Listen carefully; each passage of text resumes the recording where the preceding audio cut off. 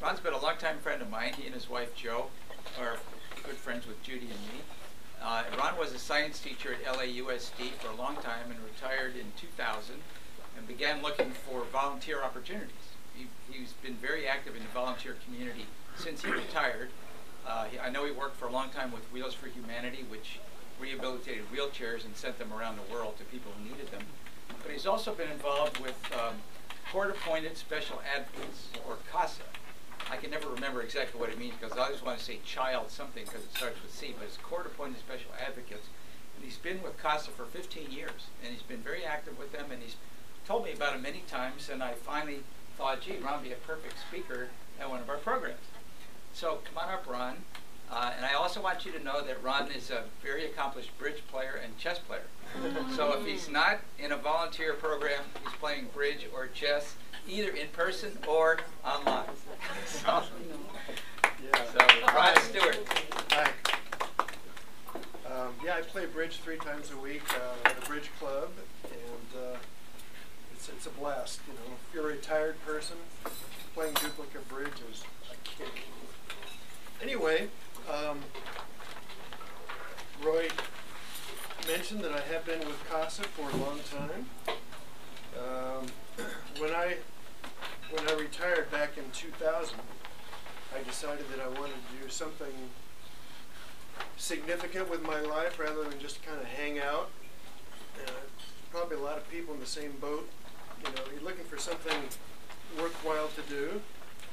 And back prior to about 2000, the LA Times used to have a section in the newspaper on every Friday called Volunteer Opportunities. If any of you have remembered, back in the LA Times, it was a very valuable service that they provided to the LA area to allow people to peruse all the different opportunities that are available to people at any time in their life, but particularly after they retire.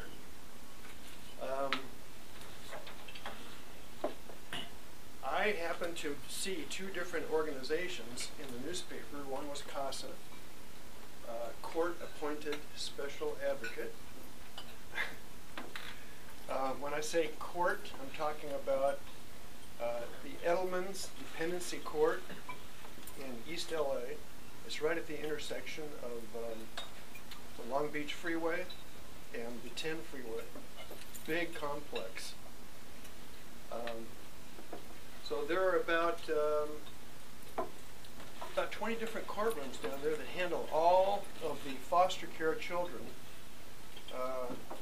in LA County, except for maybe 1%. They've got another satellite courtroom up in Lancaster area. But 99% of all the kids who are in foster care come to the courts for their hearings. So I went down, I attended a orientation meeting, which by the way is available to any of you. I'm going to have the information just in case any of you decide that you're interested in the foster care system, helping kids. Personally, I can think of no segment of our society that is more needy than foster care children. Think about it.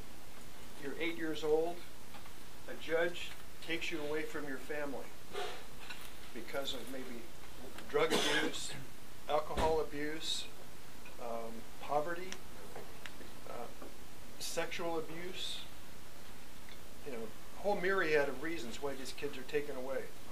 But imagine you're 8 years old or 5 years old, whatever, and you're yanked away from your family and you're put into the foster home, which is a group of strangers.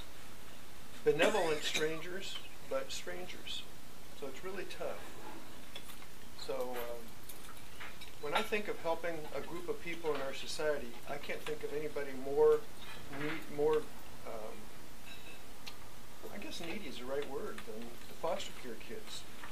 And that's what CASAs do. They're appointed by a court. CASA volunteers are appointed by a court. They advocate for children. They investigate the circumstances of children. And the judge, when he or she makes an appointment, has decided that of all the 300 and something thousand foster care kids in LA County, the children who are appointed, the children for whom CASA is appointed are among the most needy. They've got huge health issues. They've got huge mental disabilities. They've got, I'll give you an example. I had 4 cases during the time that I had cases. When I say a case, I'm talking about one child or a group of children. A case can last for a few months up to 10 years. So I remember, my second case was a sibling group. There were 3 kids in the family. 2 lived in South Central. 1 lived up in Pasadena area. One little girl who lived in Watts was about 5 years old. She had deafness, 90% deafness in both ears. She was incontinent. She was mentally retarded. Couldn't speak. So the judge says, you know, this person is real highly needy, so let's appoint CASA to help that child. So CASAs are kind of like intensive one-on-one social workers. We go through training. If you want to become a CASA, you have to go through about a 36-hour training course. About half of it is online training, and the other half is you go down to the CASA office in East LA, and maybe on a Saturday or whatever, they have a 3-hour session for you. And so you complete your training, and then you're eligible to take a case, and a judge appoints you to be the intensive social worker for that child. You actually have legal status in the courtroom. You're a court officer. Attorneys in the courtroom are court officers. CASAs in the courtroom are court officers. So when you go into the courtroom for, let's say, a mandatory 6-month hearing for a child, you present a written report to the judge. And the judge looks at that, considers it, and will oftentimes make the recommendations so that those become orders of the court. And they're based on what you, the child's attorney, or the 2 of you together decide is best for the child.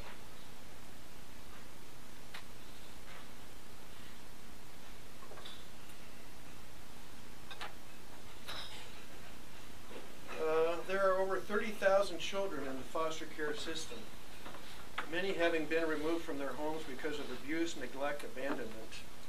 These children are forced to move from home to home and each time adjust to new caregivers, new schools, new teachers, and a new social circle.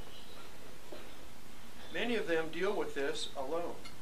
Without the proper support, less than half of these children will finish high school, and a significant number will end up homeless or incarcerated. There's one thing they didn't mention here. A high proportion of girls who are in foster care end up pregnant by the time they're 14, 15, 16.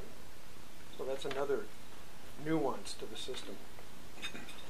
Founded in 1978, CASA of Los Angeles is a nonprofit organization that recruits, trains, and supports volunteers to transform the lives of abused and neglected children in the foster care system. CASA is the only organization with volunteers appointed by the dependency court to advocate for children. A court-appointed special advocate is a volunteer sworn in as an officer of the court and is one of the very few unpaid adults supporting a foster child at this crucial stage of their lives. Every day, CASAs work to secure the services necessary for the survival and success of these children. For a child in foster care system, being paired with a CASA means spending fewer years in foster care, receiving more individualized services, experiencing more stability in placement, being more likely to have a plan for permanency, having a better chance of being adopted. Now, a lot of the kids who are in foster care hope to be adopted. Some don't. Some are satisfied with being in foster care until the age of 18. So I started in 2000 as a CASA, and I had 4 cases over a period of about 10 years. After 10 years, I decided that I didn't want to be a CASA for kids anymore. However, at the same time that I was having cases, I used to go to the court once a week to volunteer in shelter care. Shelter care is an area at the court where the children are brought in by county vans, and it's like a big babysitting area for the kids to wait till they go up to court. So somebody has to escort those kids up to court. That's what I do once a week. So I've been doing that for, well, 15, 16 years. It's very, very rewarding because I love being in those courtrooms and seeing how well the court system is serving these foster care kids. When I take teenage kids up to court, if they have been in the system for more than maybe a year or two, I like to ask them the following question.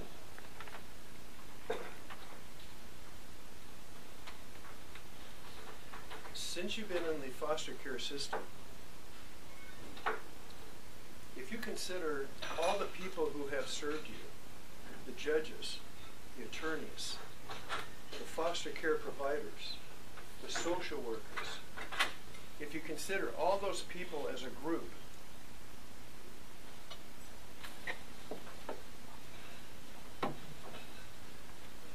I know it's a difficult thing to ask a child, but if you could consider all of those folks as one group and considering how well they have served you, what letter grade would you give all these people?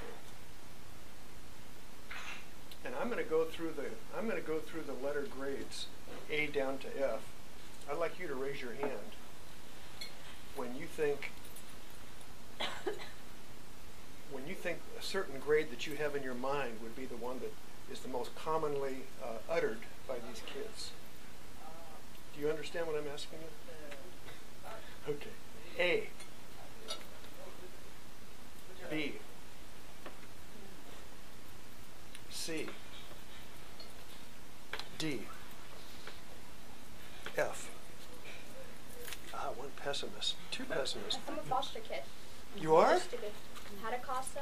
No kidding. Yeah, now I run an organization called Blank Canvas to help foster kids. All right. How long were you in the foster? Your talk is very interesting to me. I saw your head bobbing up and down, so I figured, yeah, you're kind of relating to what I'm talking about. How long were you in? My mom was a CASA. Okay. How long were you in the system? From 9 till 18. Well, 17. I ran away and didn't have something. Okay. So you went to the courthouse down there? Yeah. So I know about those days waiting for your court time and not fun. Yeah. I was trying not to look at you and cheat before I voted. Because I knew you were going to vote. I should vote whatever you voted. The most popular grade that is mentioned by the kids is a B. That's impressive. You know. So when I go into those courtrooms, I can see how well those judges care about those kids. I can see. Do you remember your judge's name, by the way? I don't, but I did. My experience was not as pleasant as you are describing it. Okay. Right now. Okay. Well, it was that way. The attorneys down there are there because they want to serve kids.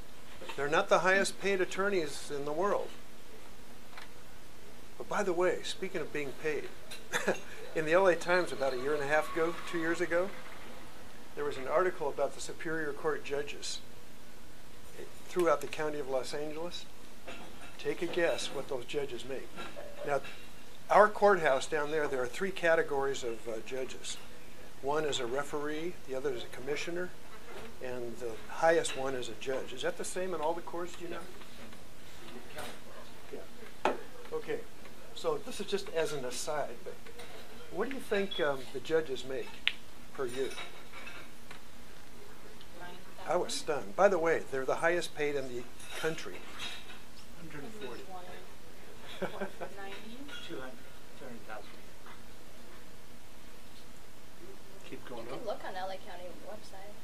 About 400,000. 240. Oh my gosh. Now, So I know where my LA County taxes are going.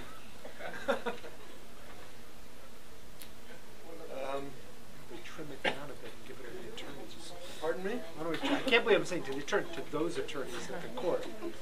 Yeah.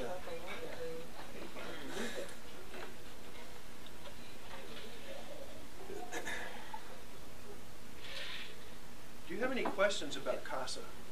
Yeah, I have a question. Yeah. When you're appointed to be an advocate for a particular child, how many hours would it take you and how long? Are you actually preparing a report, and how long does it take you to do that in terms of your time commitment? That's a real good question, and that information will be provided with you with some of the handouts that I have here. But to answer Roy's question, they expect you to put in anywhere from 10 to 30 hours a month. So what would you be doing in those hours? Well, you're required to visit the child at least once a month. You remember that? Yeah. Did the CASA take you anywhere interesting? Yeah, well, my CASA became my foster, well, not legally, but she mentored me, and then when I turned 18, she was my mom for all intents and purposes. So she took me to my physical therapy appointments. I have cerebral palsy. So she was, did a lot of that, took me to my psychologist that I had to see once a week. Was basically, I mean, a lot of hours. Like, I'd say Cheryl was spending 25 hours a week with me.